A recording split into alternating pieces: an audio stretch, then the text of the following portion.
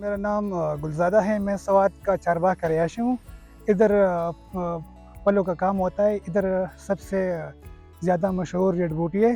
फिर इसमें ये रेड बूटी है, ये आप देखते हैं, ये रेड बूटी है। और इधर जो है ना, इसके बहुत अक़साम है। ये हमारा पेशावर से लोग आते हैं, मर्दान से आते हैं, दूर दूर इलाकों से आते हैं, इधर काम करते हैं। इधर बहुत मजदूरी होते हैं।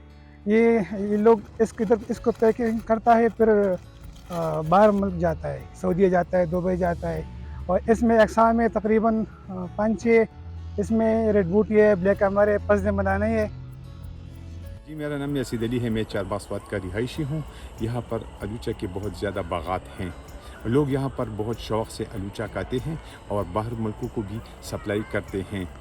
यहाँ का ज़्यादातर लोग अलूचे से बरसर रोज़गार होते हैं। स्वात में ज़्यादातर बागात जो होते हैं ये चारबाग में हैं और इसके मुख्तलिफ़ किस्म अक़साम हैं।